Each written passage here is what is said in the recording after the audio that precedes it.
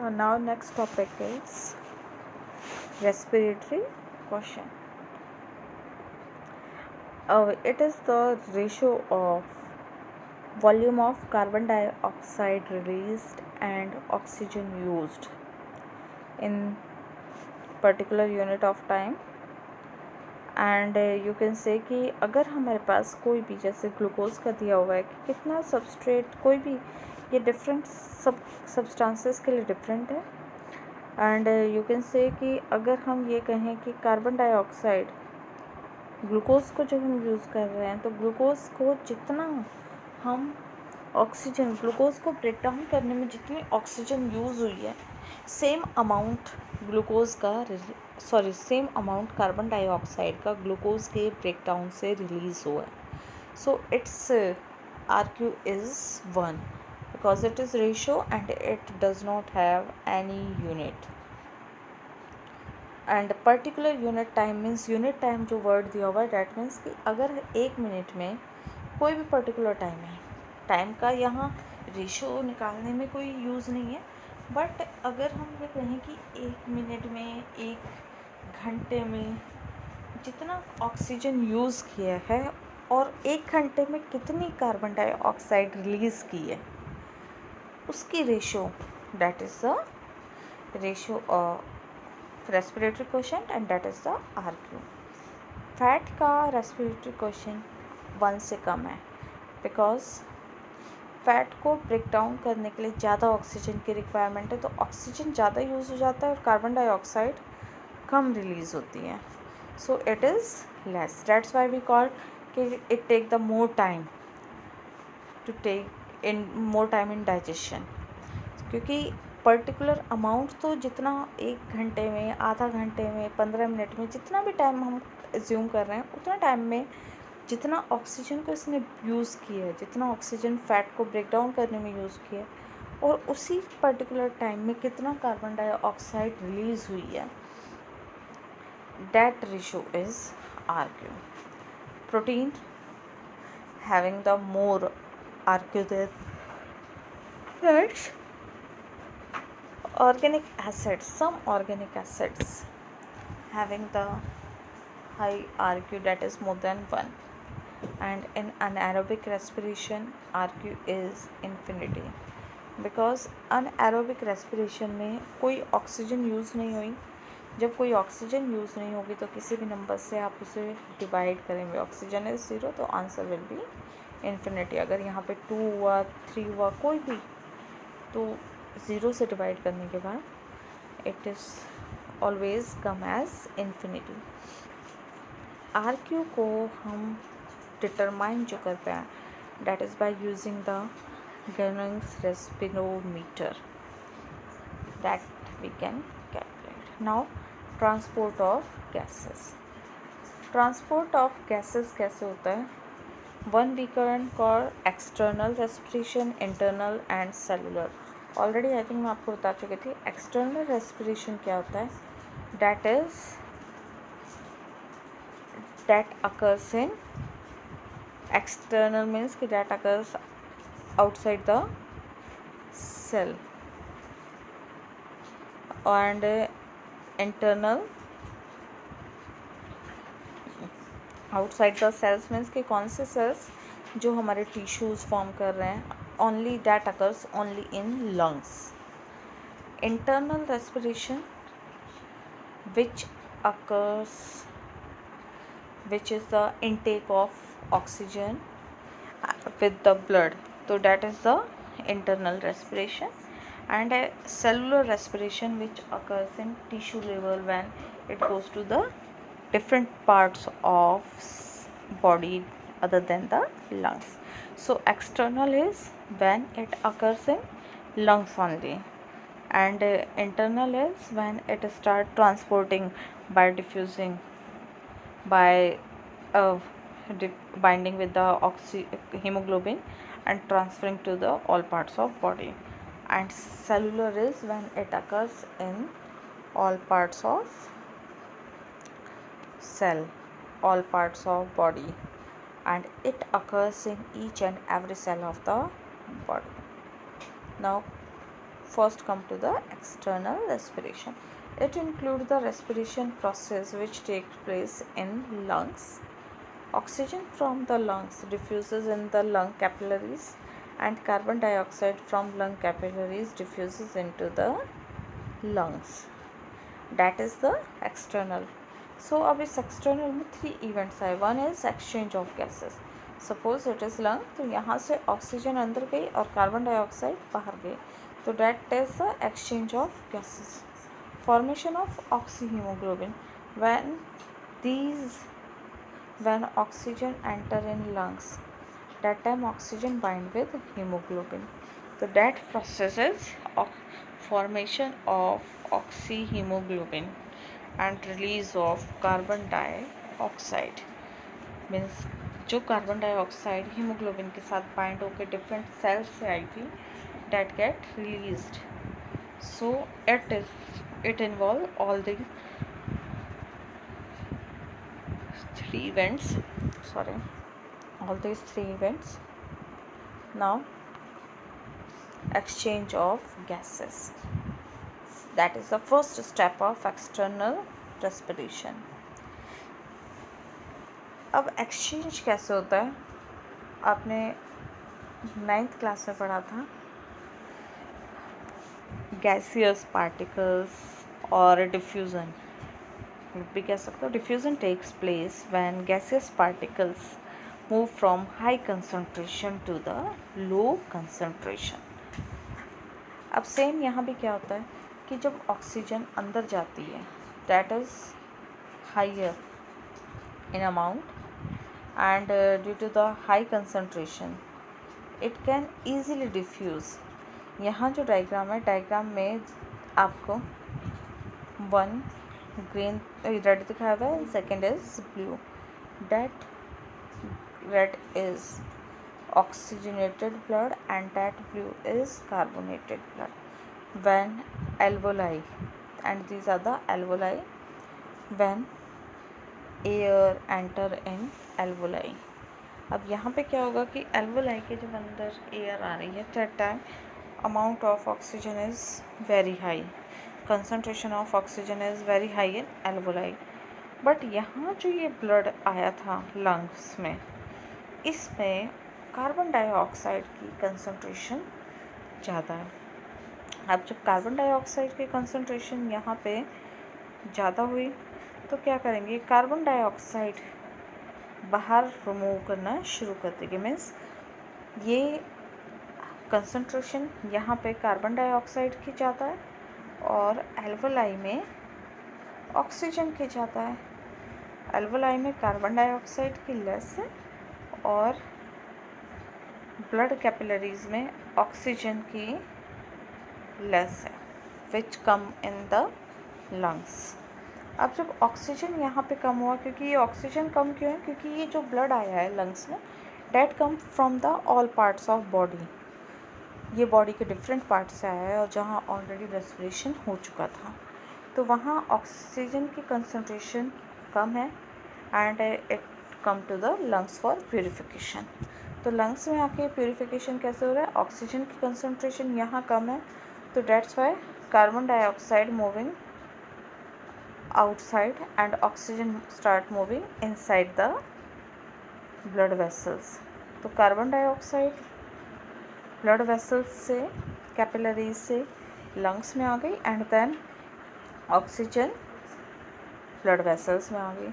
तो धीरे धीरे क्या होगा, ऑक्सीजन की कंसंट्रेशन इंक्रीज हो जाएगी और कार्बन डाइऑक्साइड की कंसंट्रेशन डिक्रीज हो जाएगी, because it get released. And when it get released, lung also remove. उसके अलावा ये क्या करते हैं, प्रेशर भी क्रिएट करते हैं. जब उसे पंप करते हैं तो प्रेशर की वजह से जो प्रेशर कार्बन डाइऑक्साइड को रिमूव करने के लिए क्रिएट हुआ, that is called the PCO2. And जो प्रेशर ऑक्सीजन को रिलीज़ करने के लिए क्रिएट हुआ या ऑक्सीजन को इनटेक करने के लिए क्रिएट हुआ, जब हम जहाँ रिलीज़ करना है वहाँ रिलीज़ करने के लिए, that is called the PO2. तो रिज़ल्ट फाइनली क्या हुआ कि कार्बन डाइऑक्साइड एक्सेल हो जाता है और ऑक्सीजन इनहेल हो जाती है. Now you can look at this diagram. This is also given in your NCERT book.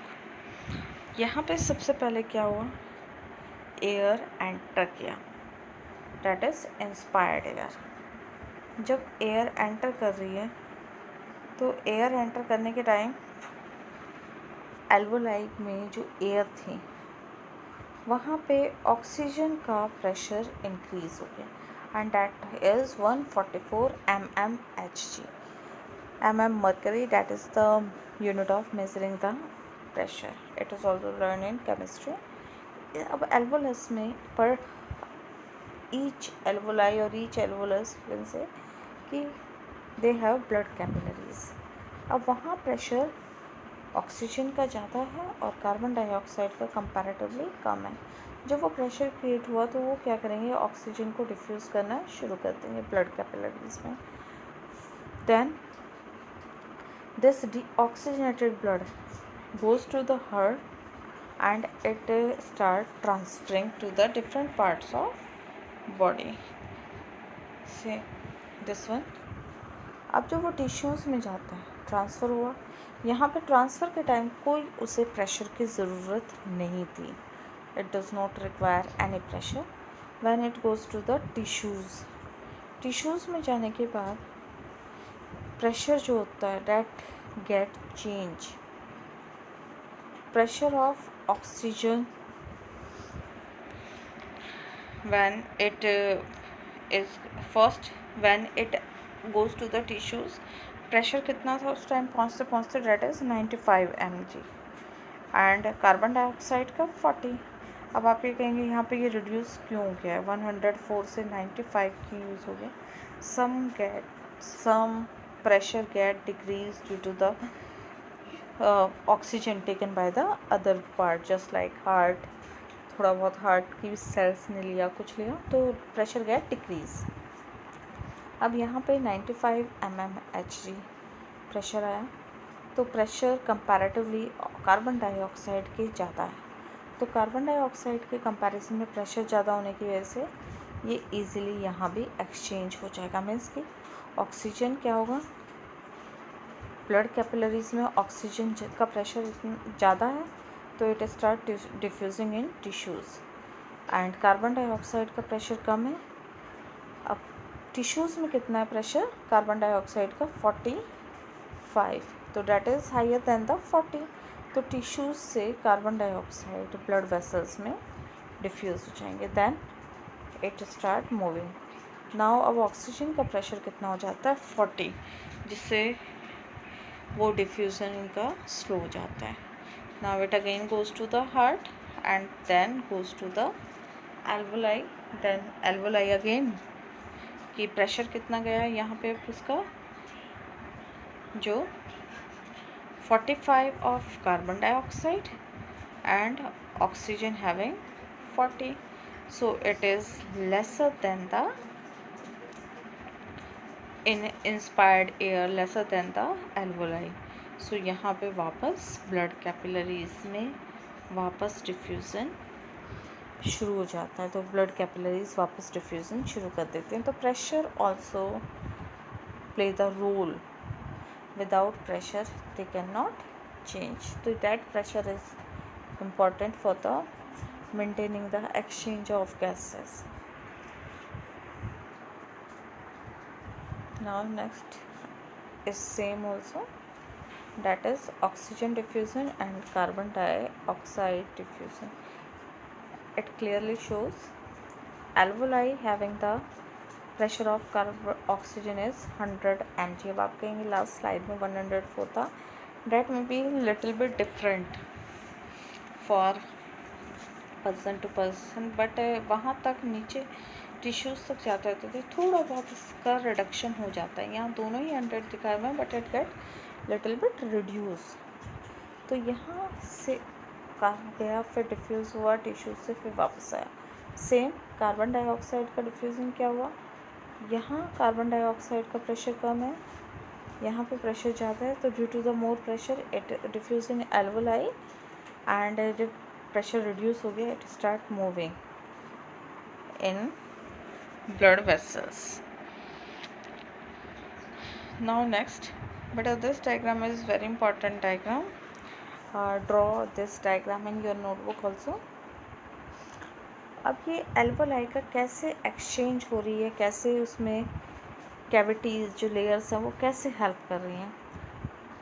Alveoli के जो साइड में से वॉल है that is single side, that is made up, you can say that is one side thick layer, single side है.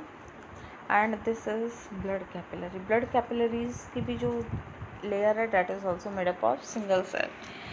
Blood के साथ क्या flow कर रहा है, that is red blood cells. उन दोनों के बीच में एल्वोलाई जो प्रेजेंट है वो डायरेक्ट आप ये नहीं कहेंगे कि वो उसके साथ अटैच है. ये एल्वोलाई है और ये ब्लड वेसल्स हैं. जो ये ब्लड कैपिलरीज हैं ये डायरेक्टली उसके आउटर सराउंडिंग से अटैच है. तो बीच वाला जो ये पोर्शन ये जो होता है that is called the basement substance. That portion is basement substance. तो डिफ्यूज़न के लिए जो लेयर्स है, ये सिंगल लेयर्स है, that is made up of squamous epithelial tissue. And epithelial और जो ब्लड कैपिलरीज की टिश्यू बनी होती है लेयर, ब्लड कैपिलरीज बना होता है एंडोथेलियम टिश्यूज़. अब यहाँ एंडोथेलियम इसलिए बोलते हैं because it made the internal layer, it is not present outside. तो ये इंटरनली फॉर्म हुई है, किसी ना किसी ऑर्गन में, ये फ्रीली नहीं मिलती हैं कैपिलरीज. जैसे हमारी ब्लड वेसल्स फिर भी हमारी कहीं ना कहीं कोई फ्रीली मूव कर रही होगी, बट ये कहीं भी फ्रीली मूव नहीं कर रही हैं. एंड बेसमेंट सब्सटेंस बीच में होता है. तो टोटल थिकनेस जो उनकी टोटल है that is less than 1 millimetre. And जिसकी वजह से थिकनेस इतनी कम होने की वजह से वो ईज़िली डिफ्यूज़ कर जाता है. Now next is formation of oxyhemoglobin. Formation of oxyhemoglobin, when hemoglobin bind with oxygen. When blood transported to the body part, oxygen bind with hemoglobin and this form the oxyhemoglobin. अब oxyhemoglobin unstable होता है, तो due to unstability it can easily diffuse. अब अगर ये बहुत ज़्यादा stable होगा तो डिफ्यूज़न वहाँ फ्री करना मीन्स कार्बन डाइऑक्साइड से ब्रेक करना और कार्बन डाइऑक्साइड के साथ वापस ज्वाइन करना, ऑक्सीजन के साथ ब्रेक ज्वाइन करना, that will be difficult. So it form the unstable oxyhaemoglobin. 15 gram haemoglobin about जो प्रेजेंट होता है that is present in about 100 ml of blood. And 1 gram of haemoglobin can carry the 1.34 ml of oxygen. So हम एक अगर general कहें 100 ml of blood can carry the 20 ml of oxygen. So whenever we feel anemia, that time you can if we are anemic, that time you can say we feel less energetic because transportation of oxygen become less, and due to the less amount of oxygen respiration will also slow down and the RQ will be less. Now that is also same transport of respiratory gases, just like hemoglobin के साथ bind किया, low concentration से high concentration में गया. Now transport of carbon dioxide. Carbon dioxide भी RBCs के through ही जाती है, लेकिन 70% इसका बाइकार्बोनेट के थ्रू जाता है. मैंने जब बाइकार्बोनेट क्या कर रहे हैं, मतलब बाइकार्बोनेट ब्रेक डाउन करता है एंड इसके साथ कार्बन डाइऑक्साइड जॉइन हो जाती है. मैंने जो कार्बन यहाँ आप देख सकते हो carbon dioxide plus water which is present in body, that get combined due to the enzyme carbonic anhydrase, and again it release the hydrogen ion. तो जब ये आयनिक फॉर्म में ट्रांसपोर्ट करता है, it also help it flow, it transport, and that time it get also diffuse. दूसरा 7%, approximate 7% ये dissolve state में plasma में जाता है. तो आप कह सकते हैं सारा का सारा कार्बन डाइऑक्साइड ब्लड के थ्रू तो ट्रांसपोर्ट कर रहा है, but not through transport through the hemoglobin. Some amount of carbon dioxide can bind with water, some amount of carbon dioxide can bind with dissolve in plasma, so that it can transport. Now release of carbon dioxide. अभी आपको release carbon dioxide का जो बताया था, that is due to the pressure. But other than this, how carbon dioxide get released when it bindeth carbonate form. Carbon dioxide tissues से release होता है and it form the sodium and potassium bicarbonates. Sodium और potassium bicarbonates form करता है and when it bind with the carbon dioxide it form the carb amino haemoglobin. Sodium bicarbonate से जब ये release bind करता है तो haemoglobin carbonic anhydrase ionic form में कन्वर्ट कर रहा है and when it convert into the ionic form it become active and it can diffuse, it can easily remove from the blood.